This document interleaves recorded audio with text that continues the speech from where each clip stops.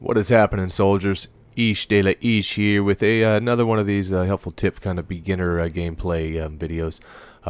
First I want to get into the setup again a little bit more than I had in the past. What you're going to see here is I'm again using the HBR A3, probably the best overall AR that you're going to get. As you see, it's the fourth one you unlock. As you get box drops, you'll pick up the other models, and the Elite I recommend. It's pretty well. You're going to get more accuracy, and the only real drop off is handling on it, and it already handles very well. It's best in class, so you're pretty much going to be fine with that. Personally, I'm going to use stock, so when you've got the aim up, you can move faster, kind of hunt down faster. Suppressor for this setup, this is the only thing I'm going to say that you're going to need to use, because of what we're trying to get the stealth thing going. Everything else is just going to be for yourself.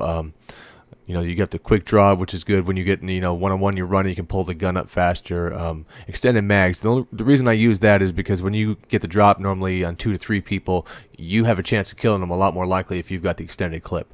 But again, with those, aside from the suppressor in this setup, that's all we're looking at. Low profile, this one we're going to need also for this setup, and basically it's going to keep the UAVs off of you. I'm rolling doubles in here, so again I'm going to be less in certain areas, and the other one here we're going to have is a blast suppressor. So basically all your ecto moves, every time you're jumping, you're double jumping, you're sliding, you're dashing, that's not going to go up on the radar. So and then we've got the cloak, and I'm using the drone. This is another one. Put in whatever you want. In this case, I use the drone and then I customize it to make it AI. The only thing I would say about this again is whatever you are going to use, make it AI. You don't want to be laying on the ground having to hide in a corner and control something to get the kill streaks, or just tagging people in there. Most likely you're going to die every time. So I like to let the AI go, and so you can just keep on doing your thing.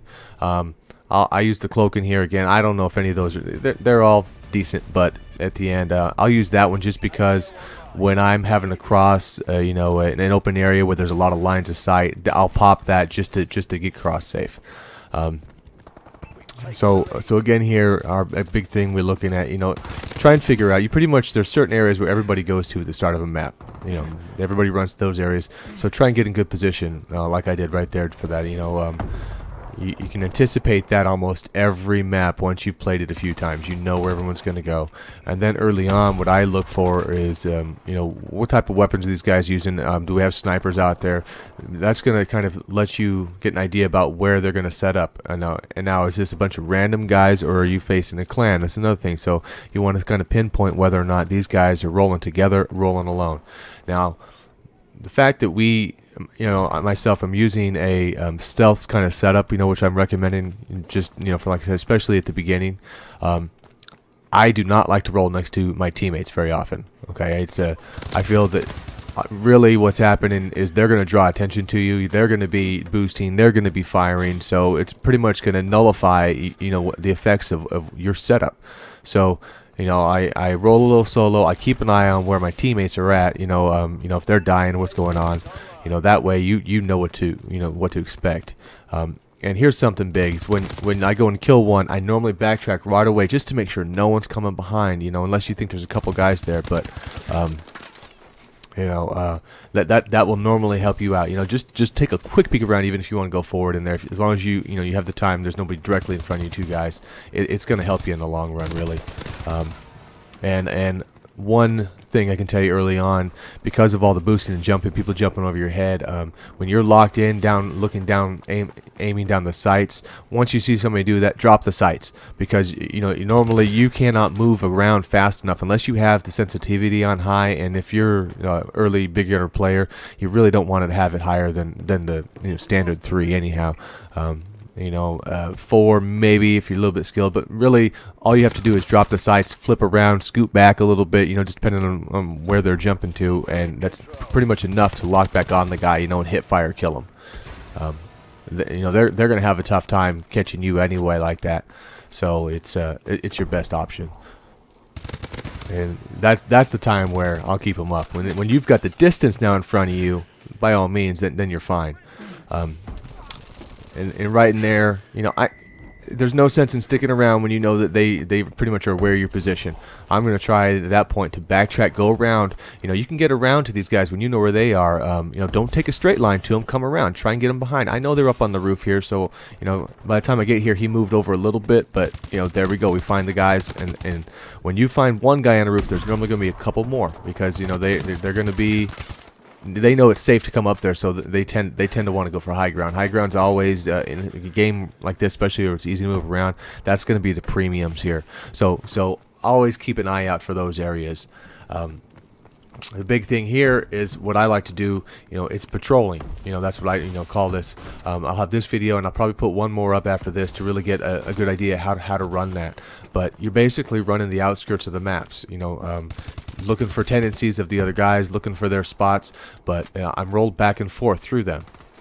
You know, that's really, you know, you might have a little lull here and there, but you know, and I think it's a big problem people have is they get a little impatient at times, and you know, they end up just running through the map, and I do that occasionally also. But your best bet is really just see how I come up. I'll cycle through, I'll go forward, and once I know, you know, they've hit me a couple times, so they should be coming. You know, eventually somebody comes. So, you know, if you do that move in there, you come back and go back to where you were, turn back around. Once you've stabilized, you're normally going to catch the guys.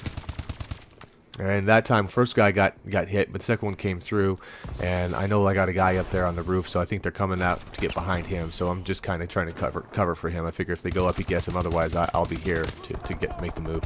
And I ran out of ammo, and I missed my knife. You know, he's moving quick, and that's on me. You know, unfortunately, you're not going to win every battle in there. Even though I made the right move, you know, I just did not execute.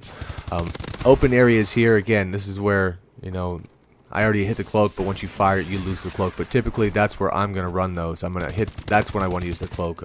I know I see some people doing that. If they're trying to camp, they'll sit down, put it on, pop it there. Really from a distance, it might help, but I don't recommend doing that anyway. This is about the closest I recommend to even camping is just trying to say moving back around, back and forth through an area, and they're kind of patrolling the area. That's going to have a better effect. You know, if you sit in the same spot, especially in this model, you know, some of the games past, you could get away with that. And this one, not nearly as much. So, I never did that anyway, but, and here's another little thing. See that? When you've got a guy and then they hide in the cover, just stay there with your aim on it, because 9 times out of 10, they're going to pop their damn heads right back out. Patience on that, okay? If you've already got the position and he goes back, just wait. Sometimes 3 or 4 seconds, but just wait. They almost always pop their head back out for you. So just something to keep in mind.